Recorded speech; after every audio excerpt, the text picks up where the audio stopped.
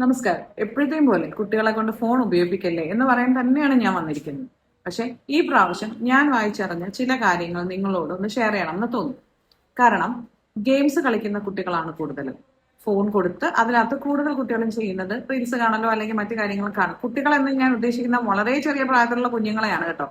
ഒരു 2 വയസ്സ് തൊട്ട്, എന്തിനാ 1 വയസ്സ് തൊട്ട് 10 വയസ്സ് വരെ ഉള്ള കുട്ടികളെയാണ് ഞാൻ ഉദ്ദേശിക്കുന്നത്. അപ്പൊ അവർ അതിനകത്ത് കൂടുതലായും ചെയ്യുന്നത് ഗെയിംസ് കളിക്കും. ഗെയിംസ് കളിക്കുന്നതിന് ഇപ്പൊ എന്താ, പിള്ളേർ ഗെയിംസ് കളിക്കുന്ന വലിയ കുഴപ്പമാണോ എന്ന് ചിന്തിക്കുന്നവരോട് ഞാൻ വായിച്ച ഒരു റൈറ്റപ്പിൽ നിന്ന് ചില കാര്യങ്ങൾ ഷെയർ ചെയ്യണമെന്ന് തോന്നി. ചില ഗെയിംസിനെ പറ്റിയാണ്. അതിൽ ഒന്നാം സ്ഥാനത്ത് നിൽക്കുന്നത് റോബോക്സ് എന്ന് പറഞ്ഞ ഗെയിംസ് ആണ്. അത് അതിനകത്ത് ഹൊറർ കണ്ടന്റ്, പേടിപ്പിക്കുന്നതായ, അതുപോലെ തന്നെ ലൈംഗിക ചുവയോട് കൂടിയ കാര്യങ്ങളും വയലന്റ് ആയിട്ടുള്ളതും കോണ്ടന്റ്സ് ഉണ്ട്. അതുകൊണ്ട് തന്നെ അതിൽ നിന്ന് നിങ്ങളുടെ മക്കളെ അകറ്റി നിർത്തുക. ഈ മക്കളെല്ലാം കൂടെ എനിക്കെതിരെ ജാതിയായി വരുമോ എന്ന് എനിക്കറിയില്ല. രണ്ടാമത്തത് ആനിമൽ ക്രോസിംഗ്, ഇതേപോലെ തന്നെ ആനിമൽ ക്രോസിംഗ് എന്നുള്ള ഗെയിം. മൂന്നാമത്തത് ഫ്രീ ഫയർ എന്ന് പറയുന്ന ഗെയിം.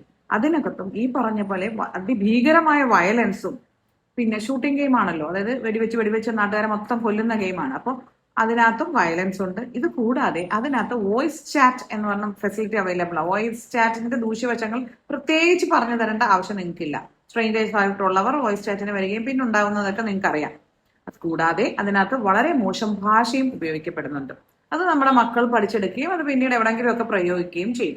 ഭാഷ ഇംഗ്ലീഷ് ആയിക്കോട്ടെ, എന്തും ആയിക്കോട്ടെ. നാലാമത്തെ ഗെയിം എമംഗ് അസ് എന്ന് പറഞ്ഞ ഗെയിമാണ്. അതിനകത്ത് കുറച്ച് മെച്യൂർ കണ്ടന്റ്, അതായത് വലിയ ആൾക്കാർ കാണേണ്ട കോണ്ടന്റ് ആണ് ഉള്ളത്. അതുപോലെ തന്നെ ചതി, വഞ്ചന, ഇതൊക്കെ ആ ഒരു ഗെയിമിന്റെ ഭാഗമാണ്. ഇതൊക്കെ കുഞ്ഞുങ്ങൾ സ്വായത്തമാക്കിക്കൊണ്ടേയിരിക്കും.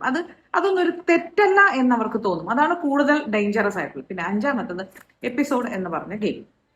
ഇതിനകത്തും കൂടുതലും മെച്യൂർ കണ്ടന്റ്, അതായത് വലിയ ആൾക്കാർക്ക് വേണ്ടിയുള്ള വലിയ ആൾക്കാർക്ക് മനസ്സിലാകത്തക്ക പോലെയുള്ള കോണ്ടന്റ്സ് ആണ് അതിനകത്തുള്ളത്. പക്ഷെ കുട്ടികൾ അത് മനസ്സിലാക്കുകയും അതൊക്കെ നോർമലൈസ് ചെയ്യുമെന്ന് നിങ്ങൾ മറക്കരുത്. അതുകൊണ്ട് തന്നെ ഇതൊന്നും നിങ്ങൾ കളിപ്പിക്കാതിരിക്കുക. പിന്നെ വേറൊരു കാര്യം ഞാൻ പറഞ്ഞോട്ടെ, പല മാതാപിതാക്കളോ അല്ലെങ്കിൽ ഗ്രാൻഡ് പേരൻസ് പറയുന്നത് കേട്ടിട്ടുണ്ട്, ഈ എന്തും എടുക്കാനാണെന്നറിയാവോ, ഫോൺ അങ്ങോട്ട് കൊടുത്താൽ മതി, അതെടുക്കും ഇതെടുക്കും, യൂട്യൂബിൽ നിന്നൊക്കെ ഓരോന്ന് തപ്പിയെടുക്കുന്നതിന്റെ സ്പീഡ് കാണണം. അതൊരു ക്രെഡിറ്റ് അല്ല. അത് ഒരു ക്രെഡിറ്റ് അല്ല.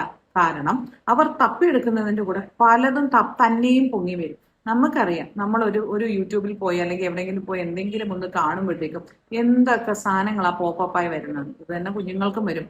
അവർക്കറിയില്ല കുഞ്ഞുങ്ങളാണോ വലിയവരാണോ ഇത് യൂസ് ചെയ്യുന്നതെന്ന്. കാരണം ലോഗിൻ ചെയ്തിരിക്കുന്ന എപ്പോഴും വലിയവരുടെ ഐഡിയകളിൽ നിന്നായിരിക്കും. അതുകൊണ്ട് ദയവായി സൂക്ഷിക്കുക. കുഞ്ഞുങ്ങൾക്ക് ഫോൺ നൽകാതിരിക്കുക.